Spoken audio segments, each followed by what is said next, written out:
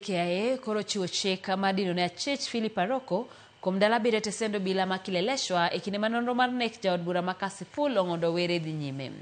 Kaka jafwambo marwa Ifinya Kidilero, Aroko ne ok ochwal e nyim doho no nyoro kamoro achiel gi achije abich mamoko. You are being set on a burden. You will never come out. Osebedo ndala riyo mar ywaruok makagi kacha e doho ma JKIA kendo koro gikone achije duto 10 manyaka sani itudo gi nek ma jaod bura ma Kasipul Ong'ondo Were osechwal e nyim doho. Philip Aroko, achich machielo mane ok ochwal e nyim doho nyoro, nochwal kawuono kendo nokwayo doho ni kaponono idinone otim mano kuom ndalo 5 ma kata obedo ni jamin wach nokwayo ndalo 30.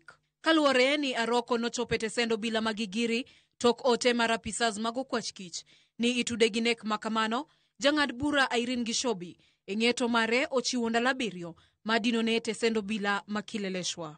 E wach ma jomin wach nopedhe nyim doho, gilero ni maling'ling margi tudo Aroko gi romo mosebedo katimore counties mag Homa Bay, Nakuru kod Nairobi, romo mawachore ni ne mag chano nek mar Ong'ondo.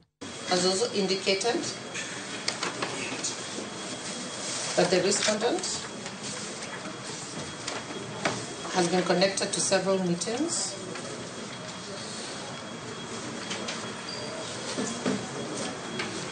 in Nairobi, Homa Bay, Nakuru,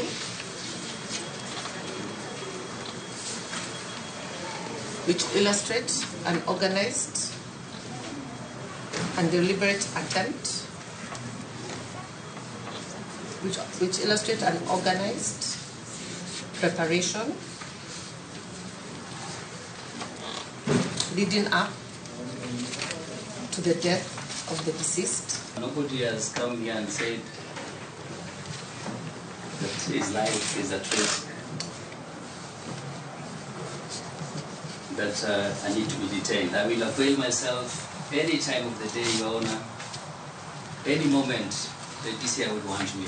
Kwa machielo, achija Rio, mano director ma Lake Basin Development Authority Ebel Ochieng, mong'ere kaka Dave Kalo, kachiel kod Edwin Oduor, noko yie gi ng'eto ma jang'ad bura Irene Gishobi ni doho ma JKIA ema biro winjo buchgi ma ofwenyo ni ibiro dinegi kuom ndalo maromo nade. Paro makamano kata kamano nopogore gi mar achije mamoko 3 manolero ni gin gi yie ni doho mar JKIA kod jang'ad bura Irene Gishobi nyalo yalo buchgi maonge nindo e nyabathe konchiel. Dennis Sawe Manyasi, Alan Ogola, kachiel kod Walter Wino ibiro dinegi e tesendo bila mag Pangani, Kiambu kod Embakasi kuom ndalo 20 machiwo thuolo ne apisas mag okwach kich kod jamin wach timo nonro. Kata obedo ni doho ochiwo ndalo 7 madino ne achich Philip Aroko, achije mamoko 2 manokwayo mondo mi jang'ad bura Irene Gishobi ogolre e burano pod biro rito nyaka tarik 13 dweni mar winjo ng'eto e wi burano. Ifinya Kidi, Ramogi TV, Nairobi. Rokamana nya Efi wadhi nyime kama jatend migawo mar arita Kipchumba Murkomen wacho ni nyaka to bedie neno moromo kowuok kuom okwach kich kaachiel kod apisi mar ogaye mar jamin buche e wi jolos sinema mane otang' gi od fwambo mar BBC e wi ng'anyo mane rawere obago e alwora mar od bura ma pacho ka higa mokalo. Murkomen olieko ni jogo mane odonjo e od bura mamalo e kinde ng'anyo mar Gen Z